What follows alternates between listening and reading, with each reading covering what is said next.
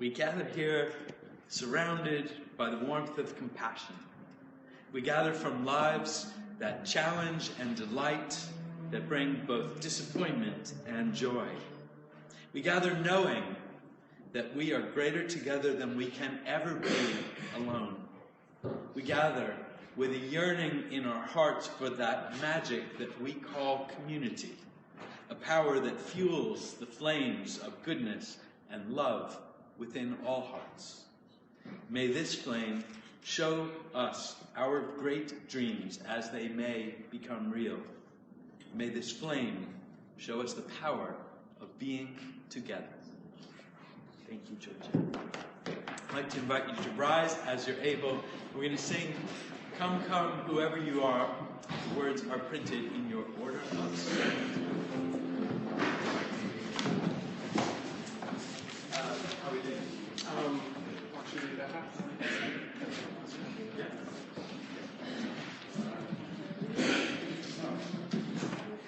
Seems kind of rigorous. Okay, here's what we're going to do. So we're going to sing this as a round. First we'll sing it together, but then we're going to sing it as a round, and we're going to make this artificial dividing line. So those people are behind, and these people are ahead. That seems very unfair. So if you want to switch and be in a different group, you can do that too. And there's 4 lines. You can start at the end of any line. So it works as a round whenever you do it. All right. So this is Unitarian free form. But if you like structure, then that side follow John. This side follow me. If you don't like structure, you just start whenever you damn please. Yeah. But first we'll sing it together, just one time. Come, come, whoever you are, wanderer, worshiper, lover of the evening, ours is no caravan of despair. Come, yet again come. Okay, so I'm going to start. If you feel like being rigid, you start with me. If you feel like being maximally flexible, you start at the end of the beginning of any line with any of the other lines. Am I making sense? Probably not. But anyway, here we go. Come, come, whoever you are, wanderer, come, whoever you are, wanderer, come, lover of slaving, come, no caravan of despair, come, yet again come this one, wanderer, whoever you are, wanderer, come, the lover of slaving, one is no caravan of despair, come, yet again come this one, come, yet again whoever you are, wanderer, come, lover of slaving, one is no caravan of despair, come, yet again come this one, come, yet again come. Please be seated. That was very nice energy.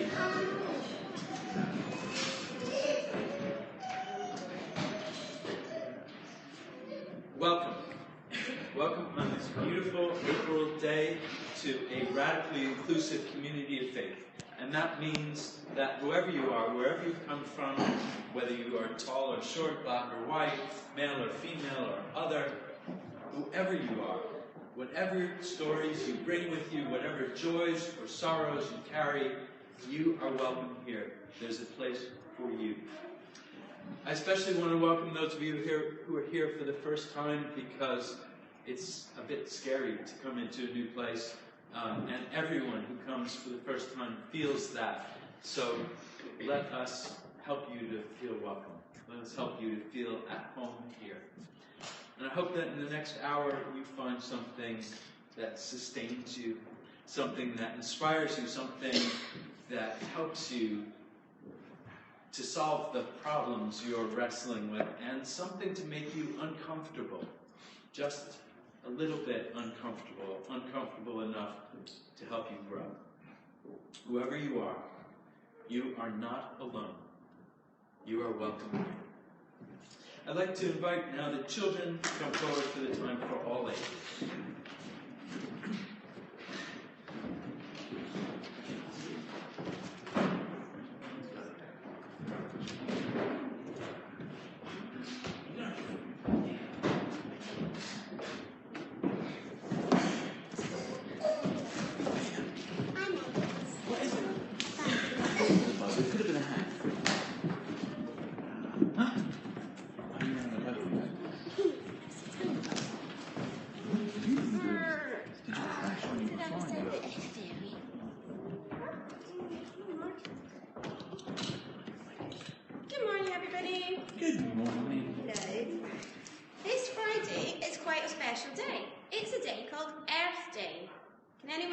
What happens on Earth Day?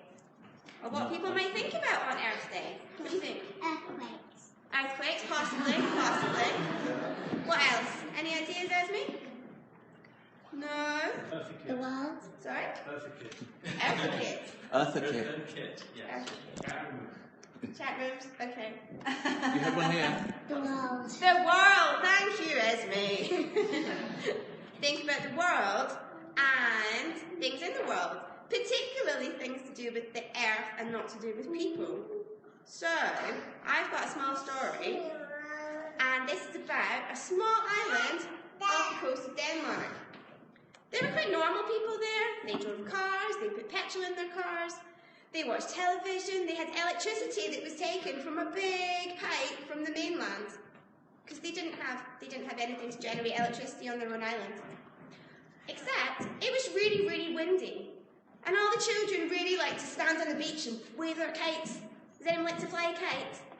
Yeah! It's fun when it goes swishy, swishy, swishy when it's really windy. It was really, really windy on this island. So, the government decided that this would be a place to experiment with renewable energy, specifically wind energy.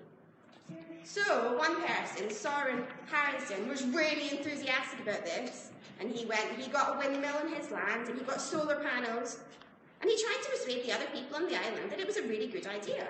The other people on the island, they didn't really want to try something new. It was something that was a bit scary for them because, well, they had electricity and it came through the big pipe, and they had been doing that for as long as a lot of people could remember. They didn't really trust the new windmills because they hadn't been tested properly, or not in their experience anyway. So, it was a bit difficult, and Soren was the only house that had wind power. And then one day there was a huge storm, and the whole island plunged into darkness. Except for one little corner where the windmill was going faster and faster and faster and faster and faster and faster and faster and faster because it was so windy. And after that, the other people thought, well, maybe the wind is more reliable than this big pipe on such a windy island. So they all got windmills. And even now, this island is completely wind-powered, and it provides electricity through that big pipe that got fixed onto the mainland. And all the people are never going to run out of electricity because they're never going to run out of wind. So we're going to go out and explore more ideas about Earth Day. Come on.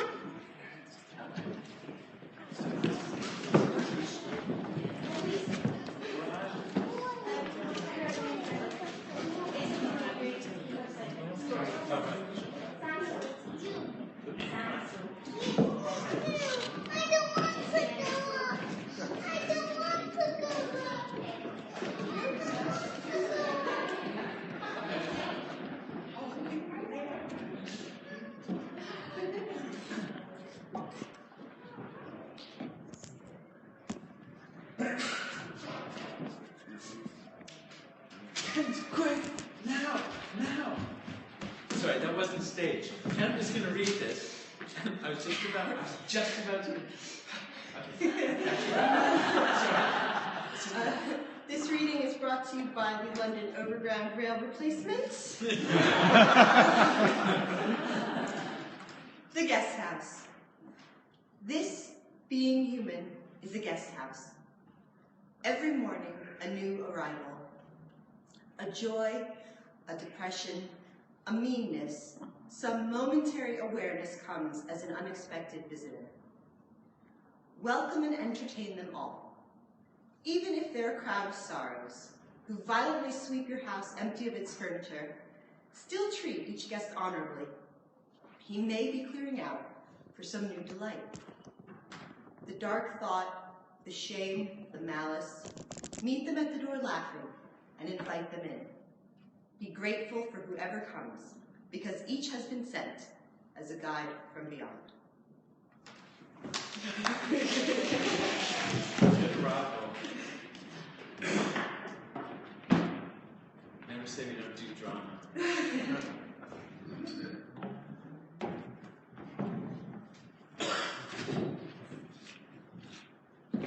This is a reading from Out of the Shadows by Patrick Carnes. All addicts face the same task in recovery: understanding their belief systems and finding alternatives. Each person must unravel the contributions of culture and family to his or her core beliefs. To disrupt the addictive system, each person must enter a process which replaces faulty beliefs with healthy ones. Such a process needs to parallel the life-giving dynamics of healthy family and culture. Therefore, the recovery process must be one which builds relationships, separates the behaviour from the person, establishes clear guidelines for behaviour, promotes learning from mistakes, relieves shame about past behaviour, allows for amends to be made, supplies ongoing support and affirmation, creates a positive sense of self, acknowledges the human need for help and nurturing, is a method for checking reality.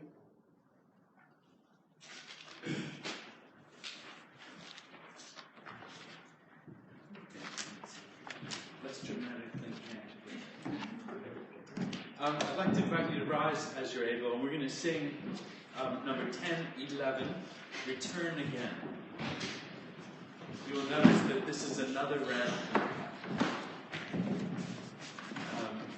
but it only has 2 parts, so maybe that's slightly easier. And John will tell you what to do. We'll divide around the middle here. You folks sing with Andy, and you folks sing with Pat. Let's do it. We'll do it all together once through first. I'm gonna split up.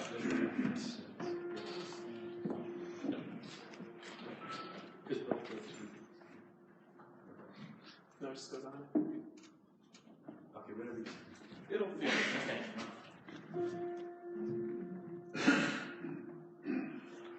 Return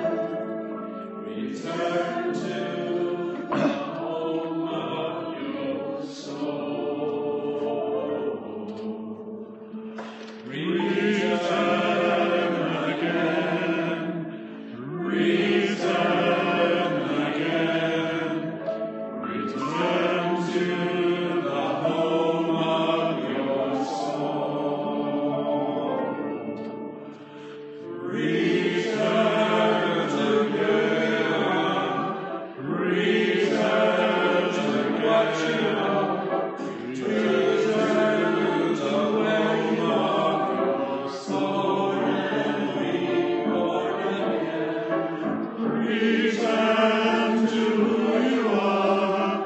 Present to what you are. Present to where you are.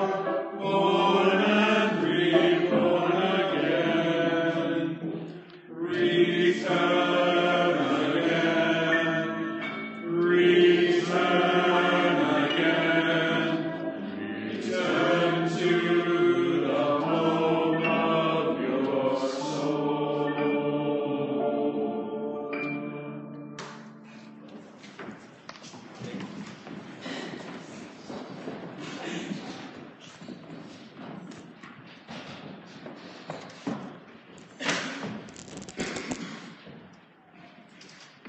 So, I have been here for 9.5 years. And that is 9.5 years times something like 46 Sunday gatherings a year, which is more than 400 messages like this one. And I've talked about a lot of different things in those messages. I've talked about love, of course, sorrow, of course, hope and justice and compassion, and generosity and gratitude and Passover and Easter and Ramadan and Christmas, of course. And I've even talked about urinals at one point. It's a long story. It was early on, and I was learning the words, so it was helpful. But I realized that in all that time, I've never focused on addiction. Not once, and that's actually odd, because addiction is something that even if you define it narrowly, affects most of us. Surveys show again and again that the majority of people in our society have been affected either by their own addictions or the addictions of parents or partners or children or other loved ones or friends or colleagues.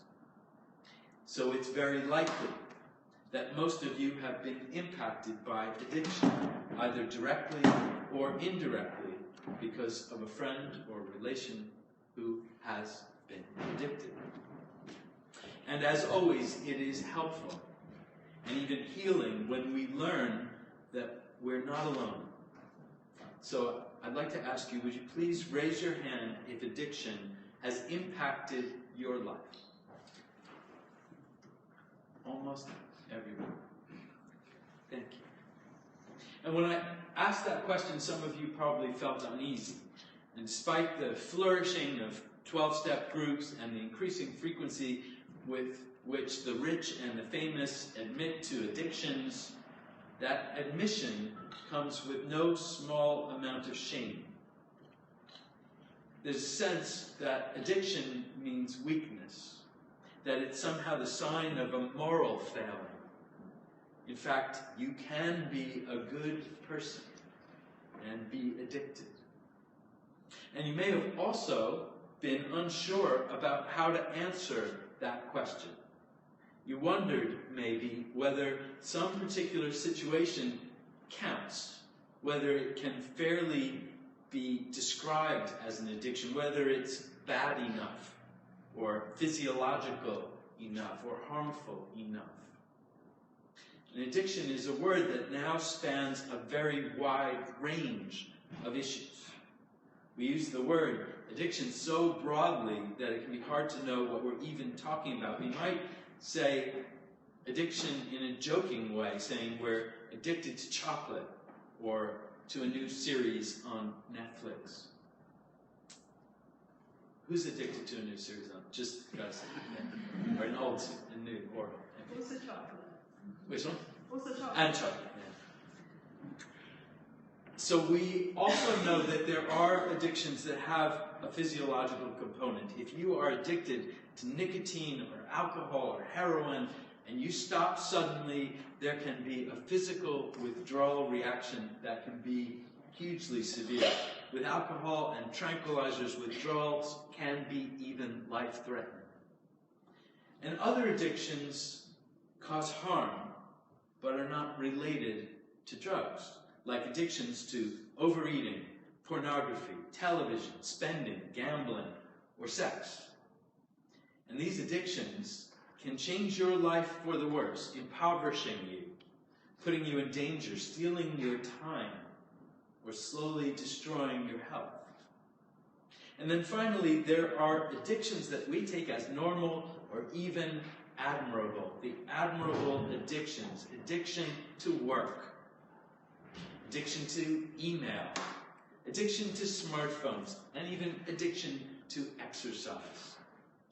And if you've been in a workplace, somebody came in and said, "Oh, I've been working so hard, and I'm so exhausted."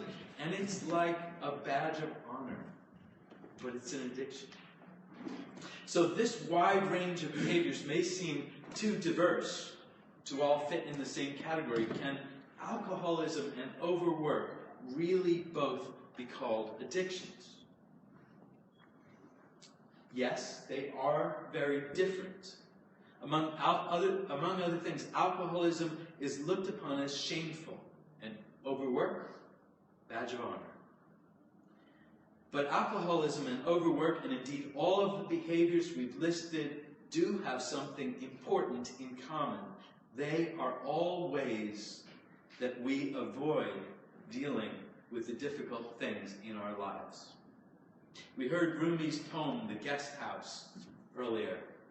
And I imagine the proprietor of that guest house with his attention fixed on his new iPhone 6S. He texts, he plays a game, listens to music all at the same time, and he doesn't even notice that the guests are pinging the bell on the desk and frustrated, walking away. And those guests, although some of them brought discomfort and even woe, were each sent as a guide.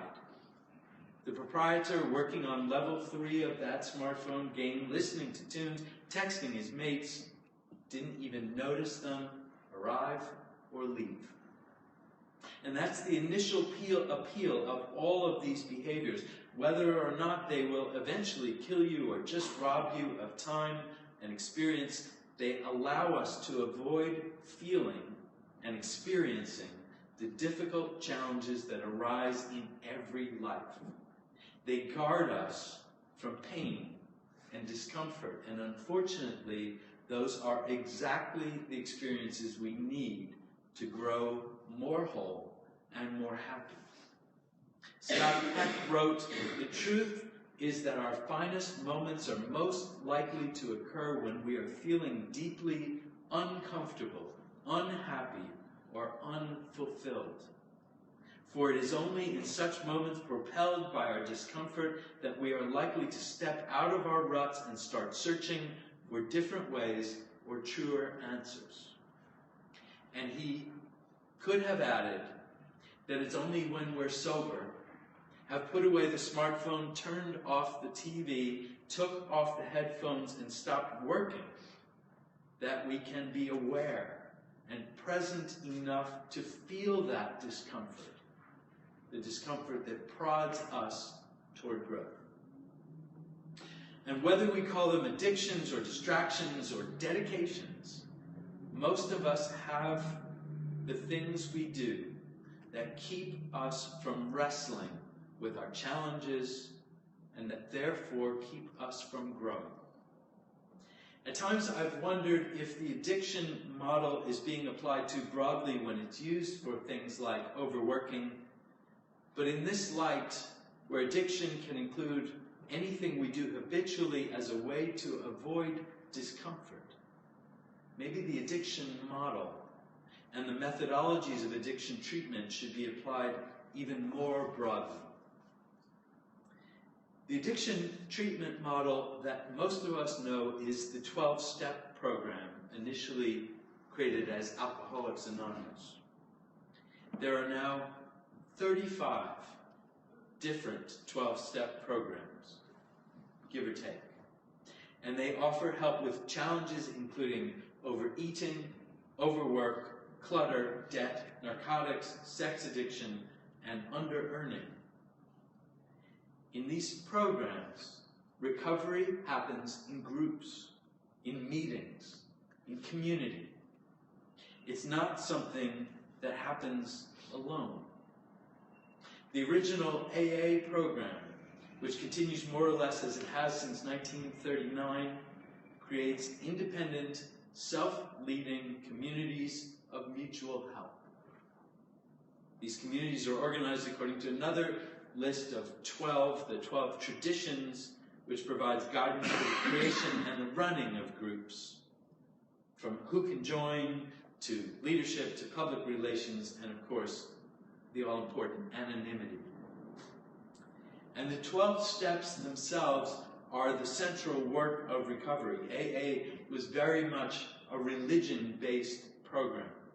And the language of the steps, as written, is very much God-oriented.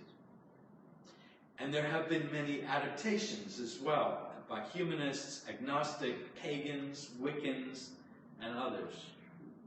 And when this message is up on the website, there's a link with it, so you can, if you want to see the 30 different versions of the 12 steps, you're welcome to. But at the core of those steps, regardless of which belief system they are written in, is some very basic, some very universal wisdom. And I would offer them boiled down to just 3 points. The first is interdependence. Interdependence, we can't do it on our own. Whether our immediate issue is addiction or not, the notion that we can entirely control our own lives and that we are thoroughly self-sufficient is an illusion. We need other sources of strength.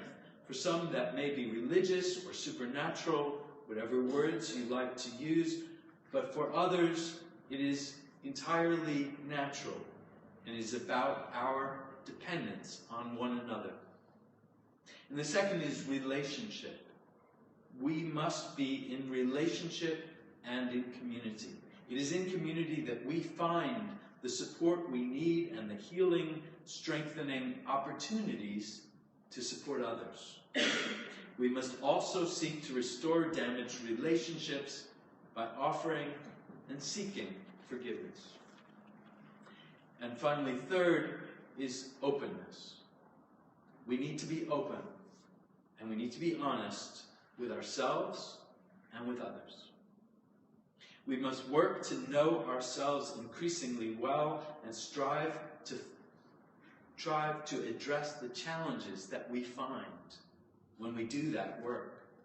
In AA, it's said wisely, you are only as sick as your secrets. It should be noted that the secrets we keep from ourselves may be the most damaging ones of all.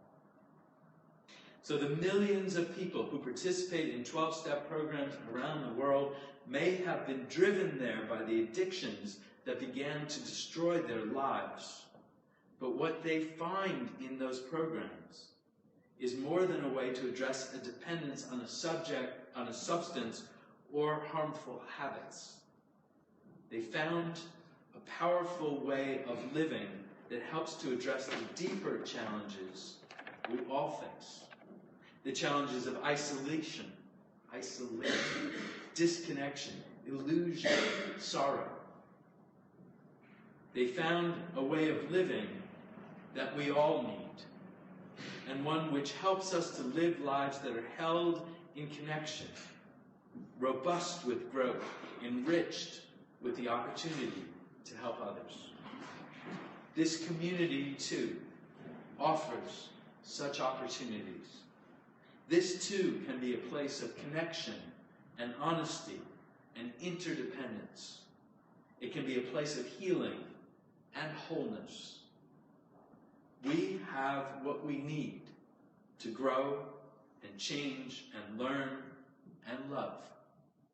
Let us embark upon that journey. May it be so.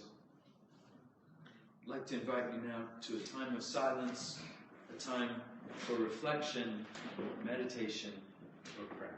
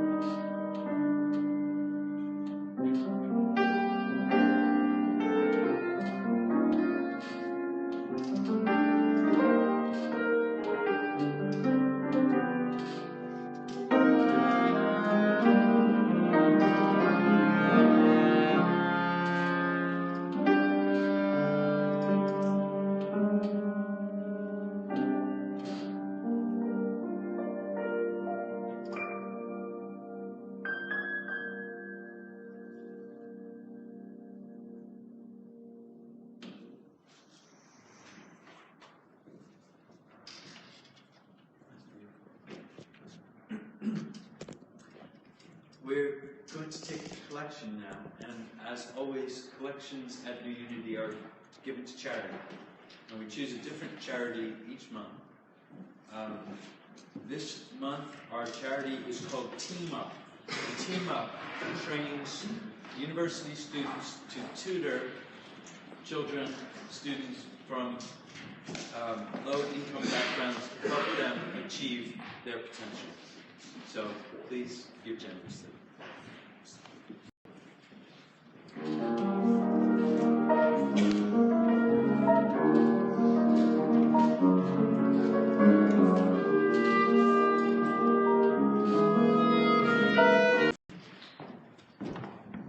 Now we're very fortunate to have a representative from one of the charities we supported previously called Raising My Voice. And, I'm sorry. My name is Nevres. Nevres, yeah. And she's just going to tell us a little bit about what difference it makes when we support a charity. Well, thank you first of all for inviting me. Andy's invited me, though I can't remember my name. My name is Nevres Kanal, and I have an organisation called Raising My Voice Foundation in Harringay, Green Lanes. And I'm going to keep it very, very short, but first of all, genuinely, really thank you. Honestly, it brings tears to my eyes because people don't have a lot, and you still give. My daughter's sitting there, and she said, look at these people, they're giving. They're giving. It's easy to give if you have it in your heart. And I thank you, really genuinely. I don't normally cry, but I don't, but I'm overwhelmed. When you come to a place where there's peace and love and acceptance, you feel it. You really do feel it. And wherever you're from, or whatever you've done, or whatever you're going to do, when you come into a place like this, you sense it, and when you feel it, I become emotional. So I apologise if people were offended by my emotions. This is who I am. Raising My Voice Foundation, I'm a social worker and I work for Harringay Social Services. At the time before baby Peter Connolly died, and I've been a child protection social worker for 30 years, and I saw wrongdoing, shall I say, in a department that you're meant to protect children. But it's not an easy job, and people have different ideas, etc., and oh, it's not easy. I know it's not easy, but this is what we've chosen. And people always make mistakes. We make mistakes. But when social workers make mistakes, you make mistakes, and possibly children can die or continue to be abused. I also make mistakes. I'm not perfect. And I had a family of 7 children, and they'd been constantly sexually and emotionally and physically abused for over 10 years. And I raised concerns. And I was ignored. And sometimes systems, as we all know, they try to protect themselves. Now, although people are part of the system, we have to act as individuals. And sometimes people follow that flow and protect themselves and protect their system and their life and their homes and their money and their income, and they protect them. And I'm not judging, but I decided to raise my voice and say this was wrong. And the system crashed on me. I lost my home. My daughter suffered emotionally. Only yesterday she said, I remember on my 13th birthday, we couldn't leave the house because of the paparazzi. Mummy, I went through that with you as well. And it's damaged her, it's damaged me. But I continued, and I believe that even though they sacked me, they called me a child abuser, they called me many, many things. The system, we're not going to name individuals, but the system, that people make up systems. And they tried to crush me. And they said I was a liar, that this was not right.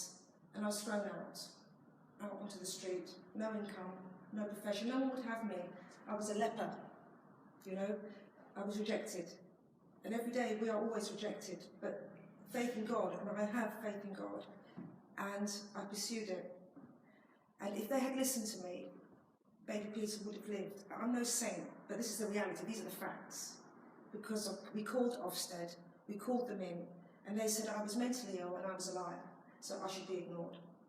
As soon as the government called in the Ofsted department, Harringay, crazy failings, awful, and they went crazy and they sacked this one and sacked that one, and that's another story. But for 2 years, people were donating money to me, and I kept it. And my mum who's 82, my mum and I were the benefactors of this account, and it stayed there. And after 2 years, I decided, what can I do with this money? Although I'd lost everything, I didn't have a job, I couldn't work, no one would have me. I didn't use that money, though it was for me. And I decided to start the charity in Harrogate. And I read a book about an Afghan girl. And she said, every time I raise my voice, I'm cut down. And hence, that's why the charity is called Raising My Voice Foundation. And what we do is we give a voice to people. Now, that's anybody. Someone who can't get through to the job centre. That's someone who has whistleblown and has been sacked and abused and ostracised because of what they believe. So we do help everyone. It's an advocacy service, and I'm a social worker there, and it's very accepting. I don't care where you're from, what your issues are. If we can help you raise your voice in simple matters, we work with children with people that have autism, and the parents are told, oh, they'll grow out of it, don't worry. And they're sitting every day, and they're thinking, right, there's something wrong with my kid. Currently, your money will help me support one of the young women in the family that was abused for 10 years. We eventually took her stepfather, the perpetrator, to court, and he's serving 14 years of historical abuse.